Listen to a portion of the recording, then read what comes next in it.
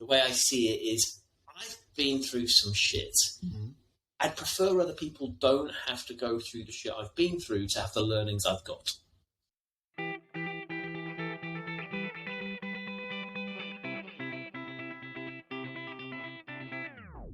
Good morning, good evening, good afternoon, and welcome back to Life with a Y, the interview series where we find out why sales leaders do what they do.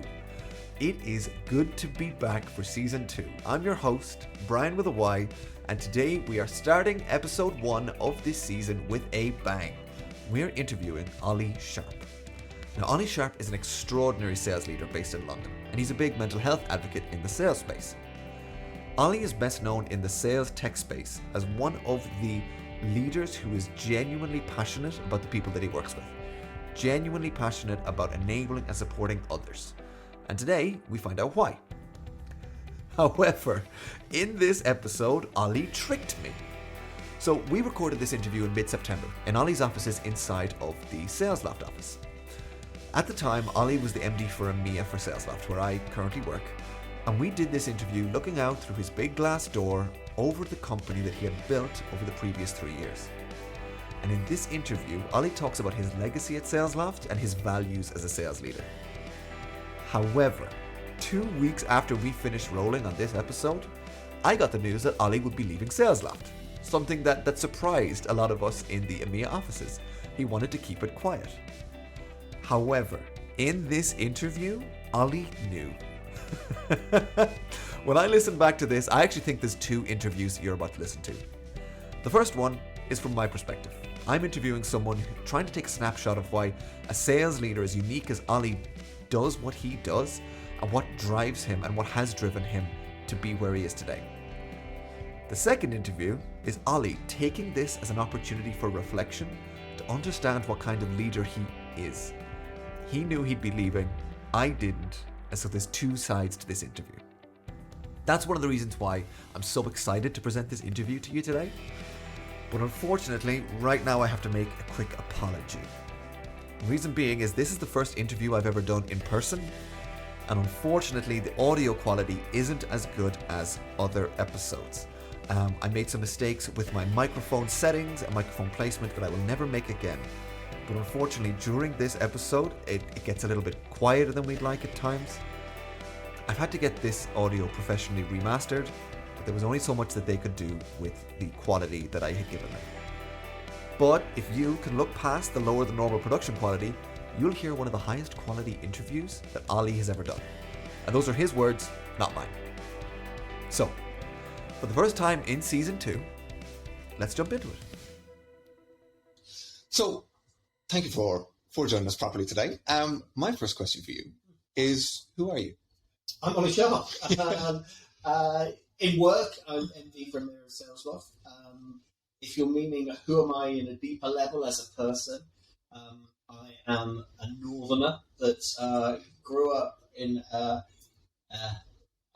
worked very well off through my life of growing up, which gave me certain desire to have money.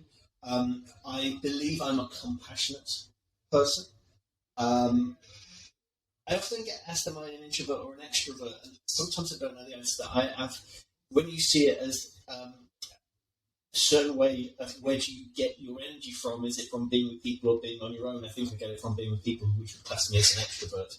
But I think I'm an extrovert with, would it be anxiety or a lack of confidence in certain areas? I think that I'm someone that in work environment comes across as confident, but in a non-work environment, I have areas that I'm not confident in. I'm a family man. I prioritise my family in everything I do. My life is about creating opportunity for my family. That's my true north of what I want to do and be there for them. And I like helping others. A lot of what I do, I've realised I get a lot of growth and personal happiness from helping others, with nothing behind it. And whether it is if someone's having issues, if someone in work, someone wants to talk, I realise that's a calling in my life to prioritise helping others. And sometimes I get my wife doesn't quite because I want to find a solution to everything. Sometimes people just want to get heard. But yeah, that's me, I think. There's probably more to it. Probably my wife would say different, but that's how I would like to be seen, should we say. Well, look, we've known each other for what feels like a long time. Yeah, I know, right? None of that was particularly surprising. You talk about sort of the compassionate piece, the family man. We all know that. You talk about that a lot. The helping each other. The piece about not being confident in some areas, that's new. Can you tell me more about that? Of course I can, yeah. I think that there is a certain lack of confidence in me. I think when I was at school, I've never been that confident as a person. Mm-hmm. And I've found the things that I have confidence in. And when I was at school, it was sports. That's what gave me confidence. If I was on a tennis court, a cricket field, a football pitch, I was a confident person. Take me off that and put me even in a larger group with friends, and I lacked the confidence. And socially, I lacked confidence. Okay. If I'm sat around a table with 3 people, I'm okay. I can cope with that. If I am out with more people, I'm never... If I'm in a big group, I'll probably be the quietest there. And... Still? Yeah, God, yes, yeah. Unless someone brings up work. I'm like, yeah, I can talk about work, but that's going to bore people. I just think I have this concern of boring people. And and yes, it makes me quiet. And it is a surprise to quite a few people. And I know it's something I would love to be able to get over, but if I am in a social environment, you'll see me talking to 2 or 3 people, and you'll often see me get to a stage that I'll go, oh, where's the toilet? Or, oh, I've just got to go see them and stuff like this because I've just got shit. Pull an Irish exit. Yeah, I won't leave, but I will go speak to someone else. And that just comes from that lack of confidence in a social environment about myself. Interesting. Okay. That is particularly new. However, when we sort of zoom into the way that you approach leadership, and we'll do that later on, I think that actually starts to make sense. Okay. I will actually come back to that later, and I'll percolate on it for a little while. But usually when people are sort of, I don't even know how to describe it. I don't think socially anxious is the word, but it's just a little bit more reserved in those situations. Yeah, I think there is a level of anxiety in a big group. I mean, I if there's a social event and I know I don't know loads of people, or it's going to be a big gathering, find one little reason, I'll make sure I don't go. But then I also have this anxiety with myself of letting people down. Okay. And I never want to let anybody down. So if, for example, there is a night out, the first thing that happens that next training's cancelled, I don't have to go then. Then I think, oh shit, I'm going to let people down. And I have this constant battle with myself. Get out your comfort zone and get out. Go on, go do it. And then you won't let people down and you'll actually break this. And when I do get out, it's never like I assume it's going to be and stuff like that. And I get over it quite quickly. And that's me. That is something new. So usually when people are kind of thinking about these things, they end up thinking about what other people think of them. What do you hope people are saying about you when you're not in the room? As in that environment where... No, just in general. Someone actually said something to my face the other day that made me someone we become friends with is very ill. And I'm visiting and helping where I can with kids and stuff. And she sat there and the wife just said to me, "You're such a very kind man." And I was like, that made me well up a little bit. I would love people to feel that I am kind, high integrity. That's one of my black and white, so always go with integrity. It's a definite. Kind, giving, compassionate, high integrity, and thoughtful of others. That's what matters to me. If I'm fun once in a while and have a laugh and funny, even better, but that's just an added bonus. It's very external focused. Yeah, which I think ties back to my my insecurity of that social environment. If you think about it, it's about others. And my wife often tells me that I concentrate too much on the happiness of others rather than myself. And she asked me a question, what would you want for dinner? I'll be like, what do you want? It's like, I often try to find a solution to problems, and I try to think of others above myself, which I got to get the right balance of, I think, sometimes. But as long as it's not detrimental to myself, then why? It's one of those things. I think there'll be a lot of people who end up listening to this that'll see themselves in that, or they're just very much focused on the needs of other people. Does it ever sort of conflict highly with your own needs? I don't. I'm a very laid back person when it comes to my own needs. I don't care about much. I care about what I care about, which is my family and stuff like that, and happiness. But does it conflict? No, because I think the way that I always think is, does it conflict my values, not my needs? Okay. And I think that if it conflicts my values, then I have a hard stop on it. Because I am a values-led person in my work environment and who I want to be as a person, that is what is important. My needs can wait most of the time. If it's, okay, well, my daughter wants to go and do something, but I want to go and play tennis. Tennis is something that is a release for me and I enjoy, but I can play tennis another time. My daughter's happiness is something, I mean, if she just wants to go and get something that I don't agree with, then it probably won't. But no, I don't. I would say no, it doesn't conflict with my needs, but I would say that my family tell me sometimes I should be more thoughtful towards myself about my own needs. What would it take? What scenario happens where you go, no, I need to put me first? Because all the stories I know about you, you put the others first. Yeah, I think it is. I think it's when my head isn't in a good place. Okay. I think it is. I believe I've developed a better level of self-awareness around my feelings and my emotions and things like that. And I'm not there yet. I'm not saying I am very self-aware. I've got better at it.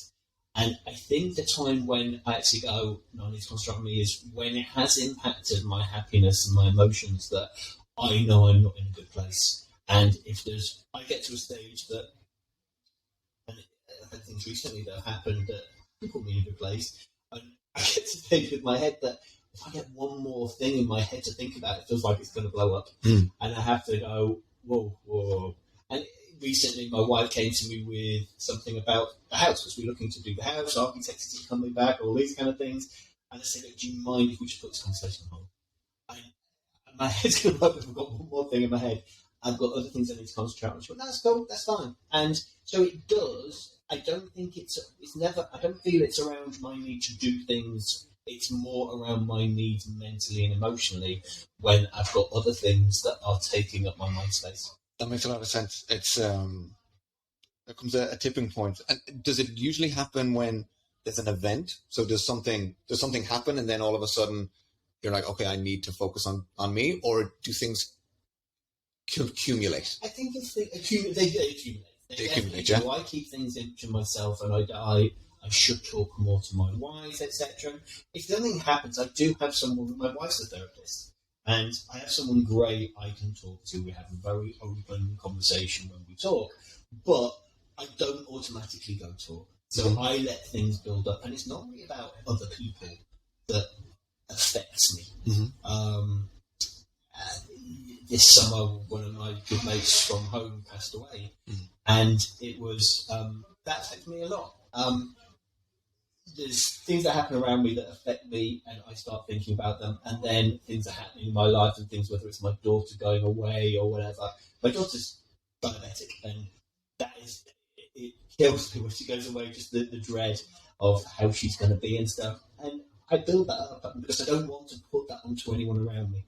I don't want to sit down with my wife and say, this is really worrying me, because I feel that it will put it onto her, and I just keep it in, and I shouldn't. I know I shouldn't. I tell other people to talk about things, and my wife's got to talk. So, but that's what happens. It builds up, and then a couple of things happen all at the same time that build up, and then the smallest things then become big. You know, it's like you wake up in the middle of your night, your mind goes, you've got the chimp that you can't control, and it's learning to control that chimp from the chimp paradox, that you're seeing everything logically. That happens to me all the time as well. But it's an interesting one. And this is something that I've been told to work on recently. It's other people will do things, and my reaction is to take them on and just withhold and keep them in. That's just the way that I work. And then I find that takes all my energy. So that's where my battery resources are going, instead of going anywhere else. However, it's interesting that you've talked about your wife, because you've brought her up 5 or 6 times in the last 12 minutes. Tell me about. See, I'm tell me boring about people already. Tell us about it. So my wife, I met 21, 22 years ago on a night out, and she had a certain time. So I've got a 3-year-old step. I met when he was 3. I've now got a 24-year-old stepson. So yeah, my wife, she is a very strong rock to me. She is a therapist. She sadly got breast cancer 7 years ago, and we had a tough time. We also, we've had a tough time, me and my wife, but I think tough times make you stronger as people, as individuals, and as a couple, as a family. I always wanted my own child, and we sadly went through, I think it was 7 miscarriages. That was a really tough time for us. And then we eventually got pregnant with Sophie, and there was issues with that. My daughter now, Sophie. There was issues with that pregnancy, so my wife was actually bedridden from week 14 through to birth. And really, yeah. And so even when we had we agreed this was going to be our last try, because it was too much putting my wife through all the miscarriages and stuff. Her body was suffering, basically. And so we're lucky enough to have my daughter, who's Sophie, and so hence she's so spoiled. And so we had that, and then a bit later my wife got breast cancer. Originally said it'll be all right, it's small, it's early stage, and then she had an operation, went back and went, actually it's not. And so she had to have a few rounds of chemo and more radiotherapy, which was a really tough time. It was very tough. I mean, for her, it was very, very tough. She's very strong, and she came out of that, and I mean, she gave up a job before that, and she started learning therapy, how to be a counsellor, and she counsels me. You see, I've got a free counsellor at home. It's fantastic. She's great. So, she had cancer. She's now 5 years clear, which is fantastic. But that experience taught us a hell of a lot as people. It taught us the importance, what is important in life. And she'd often hear me talking about that, although I am committed to my work and I love my work, I won't work anywhere that I'm not happy, that doesn't give me a smile on my face, because life is too short and can be too short. Why bother spending your life doing something that you do 8 hours or 9 hours or 10 hours, 12 hours a day, whatever your job needs of you, that you're not happy doing? And it's taught me that when I think of things, and I was talking to someone that works for us recently about this, because I think when I'm on my deathbed, how do I look back and judge my life? It's not about what do you remember, it's about how you judge it. Well, did I have a good life? And I want to be lying there going, fuck me, yes I did. And that's not about doing those things that kill your body, that you have a short life or anything like this. What brings you happiness? It's not about knowing your values and your purpose and what those things can bring you happiness. And I often hear people talk or feel that people are just working towards retirement, and then they're going to live their lives. And some people don't get to live past retirement. Some people, we don't know what's around the corner. You might be living for this thing that when I retire, I'm going to do this. I might not live past this afternoon, next week, whatever, or might not get to retirement. So my thoughts and my wife's thoughts about life is just enjoy the journey. Look forward to things, yeah, but it's about enjoying that journey and doing the things you enjoy now, not waiting to do them in later life. Who knows if you're going to get there? So just enjoy the journey, and then that way, when I'm on my deathbed, I'll go, yeah, I enjoyed it, and I experienced a lot. So how are you doing that? For me, I always prioritise my family in everything I do. We want to have as many experiences as possible. We want to, and that's who both of us tends to come around travel. All right. And we like travelling different places, and we could get a place in one place and we go on holiday. I like seeing different places, I like experiencing different places. I think for us, it's very much about the experiences. And I was buying a car recently, and my view was, I'm spending quite a bit of money on this. I don't need to spend that money on a car. But when we talked about it, it's like, okay, will it give you enjoyment when you're driving it? Do you drive it often enough to think about that it's the experience rather than the purchase? And it's like, yeah, actually, that's a good point. So it's getting the right balance. So going back to your question, it is about you remember experiences. And whether that is with friends, travelling, family, whatever it is, that's how we're looking to do it. And also, I think that I was talking to another leader the other day. He talks about a three-legged stool where you have your work, your family, and you. And you've got to be happy in all three of them. When I was talking about this, I think that one thing that I hadn't prioritised enough was the third leg of that stool, which is me. And I'm not saying that's now my priority, but I've always leaned towards work and family. That recently I have taken up tennis again. I am doing the things that I think I'm going to go do this. And so yeah, that's how I'm doing it for myself a little bit more, doing the things that I maybe used to enjoy that were more about me and my time. If I didn't have my family around me, what would I be doing? I would either be doing things that go down a bad path, because that's how my mind works, as in go to the pub or whatever, or I'd be doing exercise in regards to playing tennis, or I did a graphic design degree. I love art, I like drawing and those kind of things, and doing something creative. I love cooking.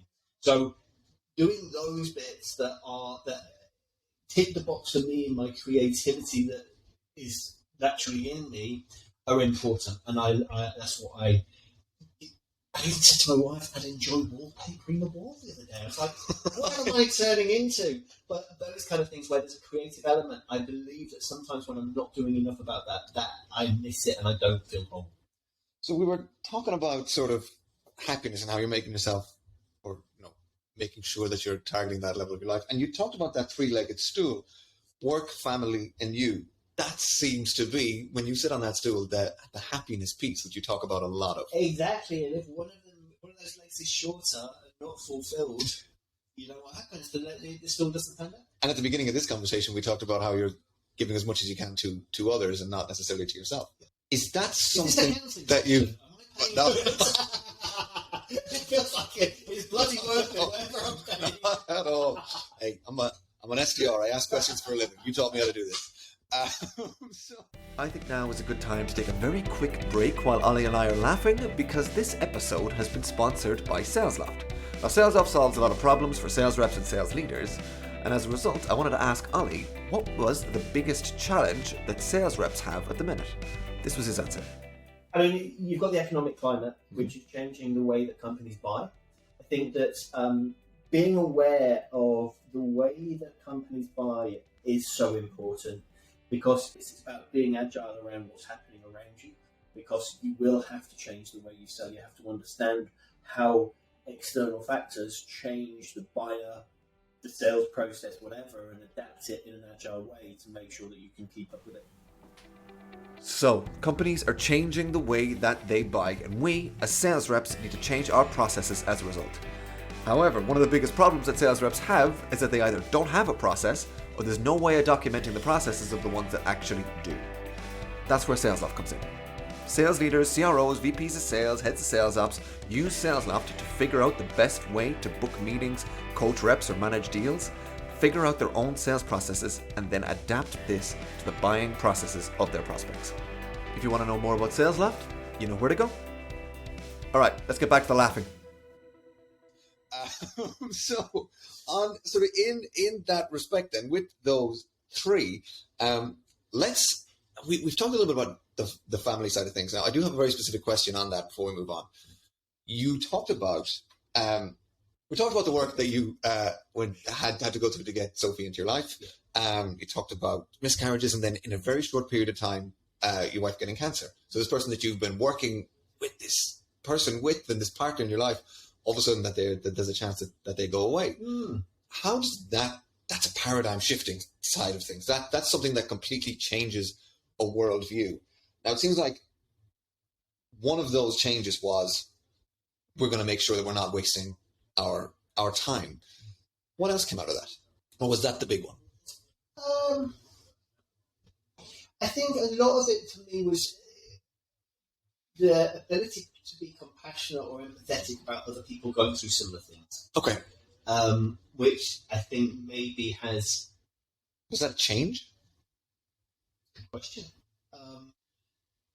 I think that, yes, because you can be a lot more compassionate if you've experienced something yourself. Okay. So I'm not saying I wasn't empathetic before or compassionate, but going through it, then I think that it's like you helping someone with the problems being an SDR. You've been an SDR. So I think there's that part of it. I think there's... I mean, something I probably don't do enough of is thinking about the people, friends and second-line family. I think very much of my family is my small family unit, which has probably strengthened that to the meant that it's depleted the bits around it. But I can live with that. That's my choice. So I think that's the main choice of just prioritising happiness in life and sort of having more of a fuck it attitude, if I can say that on here. Of course you can. I've always had a bit of a fuck it attitude, but it's more around what other people would see as important things in life. I believe I have a bit more of a fuck it attitude. It's funny, my daughter was reading, my daughter's now 15, so she was reading, what's that book about not giving a fuck? Oh, The Subtle Art of Not Giving a Fuck. That's it. Yeah, She was reading it and she went, "Oh, Dad, you like this?" And my wife went, "He doesn't read that." Which I like. I think that it's a good thing to have. I think it's, but anyway, I think that also, maybe I think it also taught me about equanimity. For those who don't know what that is, would you mind? Equanimity is about being the person that is calm and the level-headed person in any situation, the ability to be calm, level-headed. So when things are going good, I'm never the one jumping up and down, leading a band around going, "This is brilliant." And when things are bad, I'm never the one with the head down. And I think that it taught me a lot that when I'm in the household where we're not in a good place, I need to be compassionate to my wife of what she's going through and listen to her and bring her up a little bit as much as I can. But then I also need to be calming to my family, my daughter and my son when I'm around them, because there's things going on around them that I need to think about them. And I think that also impacted how I am as a leader in regards to equanimity and being that calming influence in the office at all times, which I think is important. I have worked with leaders that have maybe been, let's go celebrate, and then next minute a deal falls through and the one banging their head against the wall, and that's not what a leader does in my view. And I think that that's something I learned from that stage as well. The analogy that I always use for equanimity is just a little toy boat on the waves. So when it's stormy, the boat is just rocking up and down, riding them, and then when it's calm, the boat is just calmly rolling along. Its job is just to stay on top. That's it. Exactly. And it's coping with both sides, the good and the bad, and staying level. You just brought it into the leadership side of things. Now, bringing it back slightly to one of the other legs of that stool, which is the work side. You started off in door-to-door sales. Then you went into recruitment, and then you went into LinkedIn. I started off my career in kind of door-to-door sales. The office had two sections. One was door-to-door sales, knocking on doors. The other one was those really annoying people on the street. They're like, "Hey, can I have your bank account details for this charity?" Same job, but one is knocking on doors, one is stopping people on the street. Then you went into recruitment. Now, I've not done that, but I've had some experiences. Neither of those work cultures are typically known as good cultures. They're typically toxic cultures. Or at least that's most people's experiences of them. I think that's a brand in the industry. Whether toxic's a strong word. I think toxic is more about a company than an industry. Okay. I think you can get a company in most industries where something can be toxic. I think that I would say that neither of them have a positive brand around culture. Mm-hmm. It's probably the safest way to say it. You have good and bad in most industries, but yeah, they're not known for the culture or door-to-door sales and recruitment. So when you were in either of those, did you see them as, were they, now knowing what you know about how culture is supposed to be, which side of the spectrums were they on, without blasting anyone? Where did you start your career in? Well, I think the door-to-door sales, it was what it was. You didn't really, it had a very salesy culture. You used to meet at the office, get given doors, go knock the doors, maybe have a couple of drinks in between, and then finish at 7, 8 o'clock, go back to the office, and if you've sold X amount of cards, you ring a bell and everyone high-fives and stuff like that. So it's that kind of culture, but then everyone went to the pub. Then you got up at 9 the next day, and it was all-encompassing. It was just that kind of culture. That to me wasn't a good or bad culture. It was what it was. Recruitment for me, I think it was completely different to where I am now. I think that at the time I was come out of uni, 2 years door to door, gone into recruitment, spent 10 years in it. It was a very male-dominated environment. It was very. If you left at 6 o'clock on the dot, it was like, oh, was it half day? And just like, and it was. Yeah. I just think it was. Didn't treat everyone as individuals. There was a slight un-PC way about it that when you look back at the time, I think nowadays if I was in there, I'd be like, but you look back at it and yet you didn't see it at the time. So yeah, I think it was just more driven from leadership to drive revenue and sales, and they had massages once a week and stuff, so it was like, oh, they look after us, but when you look back, it's, were you treated as an individual, were you treated as a real person, that it felt like you had to only really think about work non-stop, and that was your priority in life, which is not. So the way you just described it is how people typically see tech sales. Work, drive, hit that gong. Yeah, an element of that. Yeah, not here. But not here. In the industry. And that's the thing. You talk about, so you're very proud of what you've built here in Salesloft. That's like, look, we're in your office here. You're looking out at what you've built over the last 3.5 years. My question for you there is, what did you take away from that beginnings and what did you completely reject from those beginnings? I think I took away some sales skills, a lot of sales skills. Door-to-door sales is not easy. Knocking on someone's door. Basically, door-to-door sales, you get given 100 doors, your mentality changes that because through the day, there's and you'll probably find 10 people that will buy. On your 100 doors, some of them may be out. So your mentality, the people you find through the day, chances are they're not going to buy, which means that by 5 o'clock you probably haven't sold any cars, but you've ticked off 70 of your 100 houses. Now, that's a tough thing. But when you actually, your mentality goes, I've now got 10 to find in 40, that's a lot easier. And when you see it like that, and no is set close to yes, and things like that, and then when you're knocking on the doors and it's 6 o'clock and the chances are that person could be the person you buy from you, but they're just sitting down to dinner and you're probably pissing them off because you're knocking on their door, that's tough. Yeah. So the sales skills I learned from that, coming out of it, of the mentality, I think treated me well. I think that the questioning techniques within recruitment, my ex-CEO of the company kept, his favourite word was why. And in sales, that's such a powerful word. When you ask somebody what they're doing, what the priorities, and they say so-and-so, and you go, oh, why's that? And so I learned that. I learned some very good sales skills. I don't think I learned anything in regards to leadership. Okay. Or culture. Okay. I left the recruitment company, and I was lucky enough to go to LinkedIn. And from interviewing, I hired tech salespeople when I was in recruitment. So, okay. That'll do it. So, but lots of people I'd interviewed, they left their current company because of culture, because companies had said, yeah, culture's like this. And culture was often the second bit of why they would. There's one reason why they leave, but then there's culture on top of it. And so when I went to LinkedIn and then they started talking about culture, I thought, oh, it's an American company. It's not going to be truthful. They're going to have it on the wall and there's nothing of it. And I was so wrong. And it taught me so much about culture leadership and the value side of it that it completely transformed me as a leader and as a professional. So a lot of that has come from the LinkedIn side of things. 100%. 100%. 100% come from the LinkedIn side. But my sales mentality as a salesperson, my mentality come from door-to-door sales and recruitment.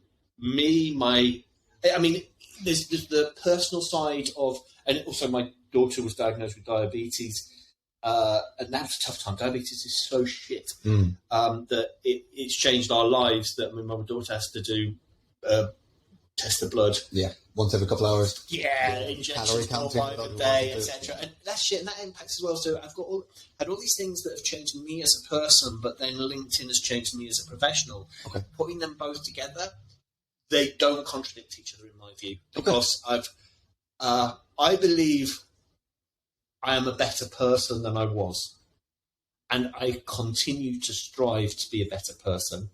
And what means a better person for me isn't a richer person, isn't someone getting a promotion or anything like that. It's more about a better person for me is constantly learning about myself, and improving as a person around my values.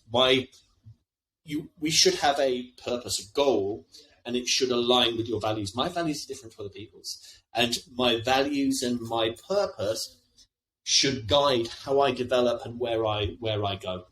And other people's their purpose may be more around money. That's fine. Mine isn't. But if there is, they'll take a different route to me. And I'm forever hopefully looking at myself to improve, to become a better person, aligning with my values and my purpose and my goals. So we're back to values. Yes. This is something that's come up a lot, and actually a lot of the sort of sales leaders, just leaders in general, always talk about values. Even KP, our CEO, talks about it being a value-led business. I'm 24. How do I figure out what my values are? How do you figure out these things? I'm an old man, and they come with age, sort of thing. I think that it's if you look at self-awareness, I think that for me, if I look at what I do like and don't like in people, it sort of teaches you your own values. What you do and don't like in people? Yeah. Okay. One thing that I do not like in people is dishonesty. And one of my key values is integrity. Absolutely. That was the second thing you said. Yeah. So I think it comes from those kind of things. It's, to me, the values shape the person I want to be and the way I want to be seen. Are those the same thing? The way you want to be and the way you want to be seen? Yeah, because values can be sort of aspirational as well as who I actually am. Okay. So it's my values. I can't say I'd love to be self-awareness. I would love to be, but I'm not 100% self-aware. I can get better at it. So that's not an actual value, but that's sort of an example. I think that we can always get better. So, but the values, I think it's just about understanding yourself of what normally values, once you've defined them, are a non-negotiable. And when I hire, I think about my values and the company's values. We hire around the company values, and there's a half-hour interview for it, but I also look for alignment on my values around integrity and stuff like that. So, yeah, I think that it's a worthwhile exercise. I think I've seen it done by an exercise done in groups of leaders to actually define their own values as a leader. So the values. So it seems like the values have different functions. You have values as a leader, values as a person. I imagine you're going to have different values as a family man as well as. I don't think so. Personally, I don't. So if it's me, if it's in my core, it's all the same. Just they apply differently. Yeah, I think they just apply differently. I mean, it's kindness is different from employee to boss to sportsman. I think your personal values are you. Okay, it's like your fingerprint, in my view. Whether it's a fingerprint that forms over time, and if they are your true values and they are in your core, then they may change over time again. My values now may be different than they are in the future, but once I've defined them or actually understood my values, they sort of guide the way that I want to bring up my family, the way I want to have a relationship, the way that I want to have a work environment. So that seems to be what's driving you here in Salesloft. Yeah. So looking out, What's been the favorite thing or what's been the highlight, let's say, of the journey that you've had just as a leader in general over the last 3 years? Seeing the happiness of the people. So happiness of employees is something you keep talking about over and over again. Bang on about, yes. But also you've talked about, just a couple of minutes ago, you'd mentioned that the industry you're in was very male dominated. It was kind of a slave driver side of things. There wasn't much diversity in it. And you talk a lot at the minute about mental health, leadership, happiness, diversity, both gender and in other ways in sales. I guess my question for that is, where does that come from? Is it the fact that you've seen the opposite, or that you're kind of rejecting what's happened with other people who've gone the opposite way?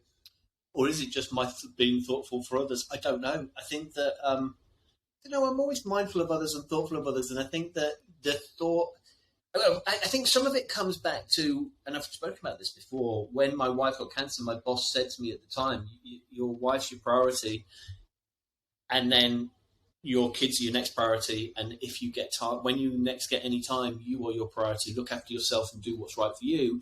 And then if you get time, do some work. Now, when you think about it, your wife's got cancer. It's not a good situation. You've got kids around. That's the right mentality to have. Absolutely. So I was really lucky at that time. I could have had a boss going, right, come on, we still pay you 9 to 5, do what you're doing and stuff. I'd have probably just walked away. That shaped me, and I've spoken about that on a number of things. But just the caring for others, I think a lot of it for me, the way I see it is, I've been through some shit. Mm-hmm. I'd prefer other people don't have to go through the shit I've been through to have the learnings I've got. So if I can get people to understand that, and I may be wrong, I may be seen as wrong for saying this, but I am not Salesloft. I'm Ollie Sharpe. I just tend to be working for a company called Salesloft at the moment that is a vehicle that helps me achieve my goals and my purpose. And the biggest thing in life is that at the end of my life, when I think about it, as long as each bit of my life is happiness, if I'm happy at Salesloft, brilliant. Great. If I'm not, don't think of work like that. And I want to help the people in this office. I've always wanted to make sure on a Sunday night they don't have those Sunday blues of, I'm going back to work tomorrow. I want them to think, I'm going back to work tomorrow. And my goal is that your excitement on a Friday night isn't dissimilar to your excitement on a Sunday night. Now, it's never going to be as good. Okay, you do not have the freedom, but you shouldn't have the anxiety. Mm-hmm. You should be going, cool, it's Monday, it's life, it doesn't matter, it's cool. And that's what drives me to concentrate on happiness. Plus, I read a lot about happiness. There's The Happiness Advantage by Sean Aker. I don't know about that. That a lot of people think that successful people are happy, but it's not. Science proves happy people are more successful. So if I actually concentrate on, if I can hire the best people, set expectations, then concentrate on the happiness, I'm going to have the best business there is. And that's how I prefer to lead a business and think about it. And if I can change people's view of their lives and their skills while they're working for me, I'm a happy man. I've got a theory. Go for it. I love a theory. I think that before all of the shit you went through, work was a significant part of your identity. Yep. And the paradigm shift that we talked about earlier was the breaking of that. Yep. It was. And it's... I came from... my dad left when I was 7. And me, my mum and my brother went and lived in a 2-bedroom flat with my gran, 4 of us. 2-bedroom flat. My mum had to go get a job. So we never came from money. And it was, I always aspired, I went to a good school. I mean, we went free to Leeds Grammar, which was the top 10 school in the country at the time. But we didn't have any money. And we were like with these people that were really rich, but because my brother was already there. So because not coming from money and going to a private school, I think I was always wanting to push yeah. and not be seen as anything less than the people around me. And it gave me drive. And also I was keen at sport. I was good at sport. I played a lot. I played competitively at tennis and cricket and stuff. So I've got that competitive element. So you're right. All of that time, it was like work, money, drive, etc. And I remember going into recruitment going, yeah, I'm just money hungry. I went to LinkedIn and said, just give me your yellow pages and a phone and I'll smash the shit out of it and I'll just do new business. And I had that mentality, but you're right. The life changes that happened impacted the way that I think. But the vehicle I was in at the time, LinkedIn, helped me do that because they thought differently as well around leadership. That makes a lot of sense. I think that's one of the key pieces on this. When we come back to that stool, you're looking at. Can I just reference Jeremy Straker for the stool? We keep talking about it. It's not mine. I was at a networking breakfast the other day and Jeremy Straker spoke about it. And when he mentioned it, I thought, I'm having that. That's brilliant. So thank you, Jeremy, for that. And he'd be a good person to do a podcast with because he thinks like this as well. So carry on, sorry. Thank you for the contact, Jeremy. I very much appreciate it. So we started out this conversation. You said the words northerner, compassionate, family man. You wanted to help people. You wanted people to use the words like kind, integrity, giving, thoughtful. Very other people focused. Mm-hmm. And the whole point of this podcast is to figure out why people do what they do. Mm-hmm. Now, you've been the definition of what I've seen. You've been the definition of the word servant leader in both of those different ways of doing it, both in those three elements of it. And I think at the beginning of your life, you were able to build up the self-confidence to know that you were going to be fine. So you talked about all the different things. You had that drive and you kind of got that confidence to go, look, no matter what comes my way, I'll be fine. That then allowed you to focus 100% on other people, and that became an MO to get you to the next step. So when you were doing the door-to-door, you were serving both yourself, but also the people that you were around.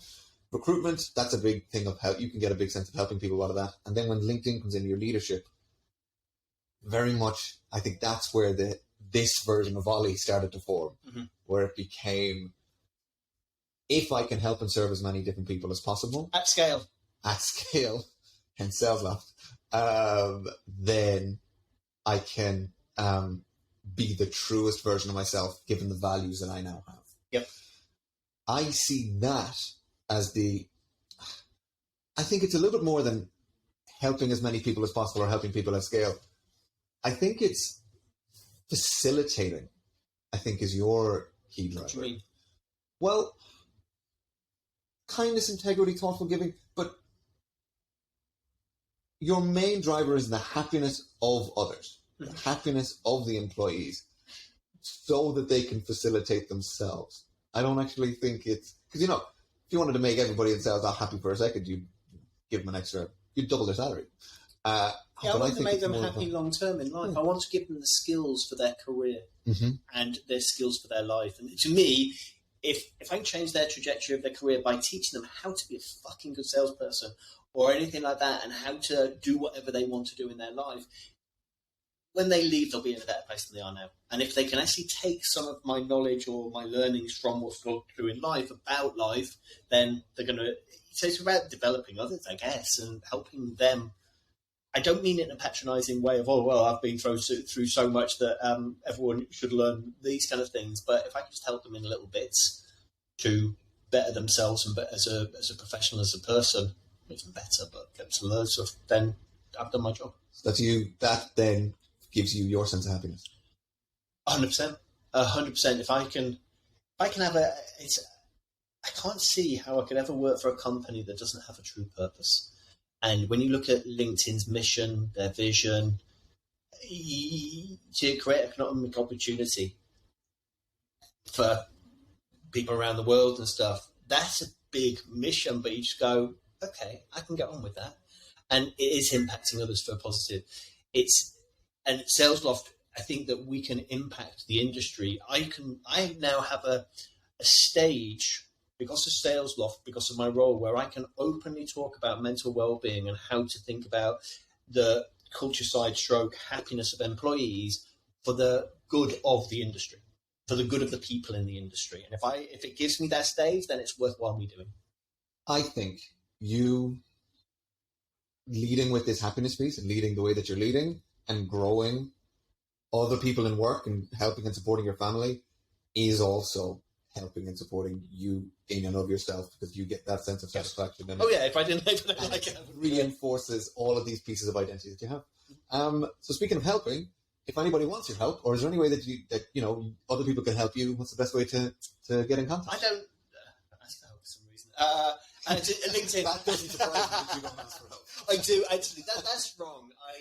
I have a network of people. I mean, my wife helps me a lot, as I say, but I have a network of people if it's a work-related thing that I go to. And I'm not a believer of having one mentor. I have a number of people I can contact. Because if I know it's around X, I know to go to this person. LinkedIn. I'm obviously on LinkedIn after 10 years there. I can't not be on LinkedIn.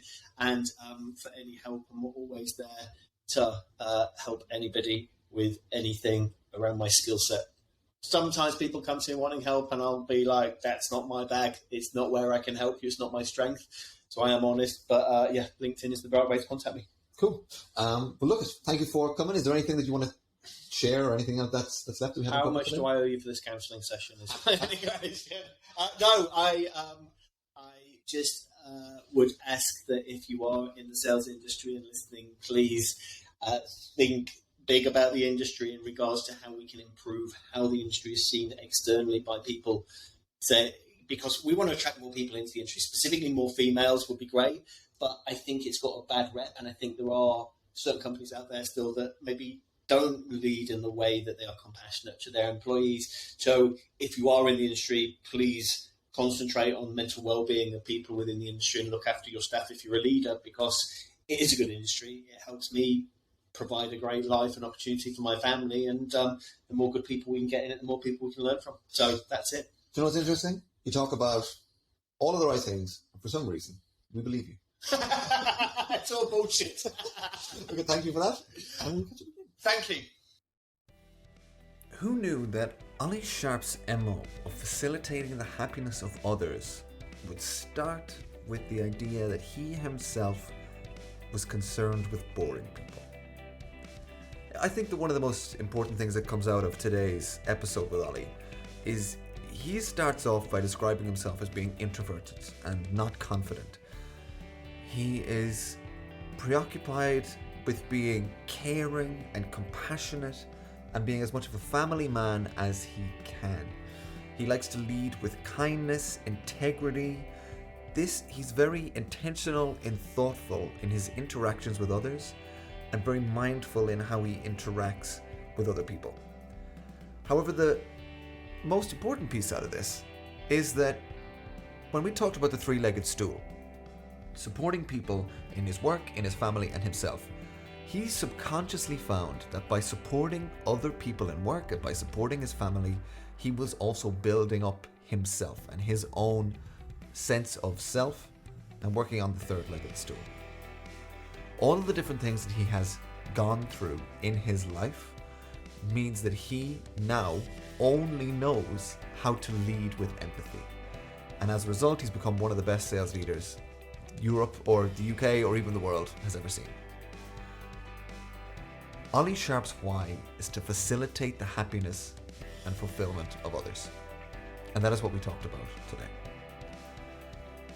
Thank you for joining us on today's journey with Ollie Sharpe. We are going to have a new guest next week, but if you have any feedback from today, please reach out to me on LinkedIn. Hope you're having a good day, and I will see you very soon.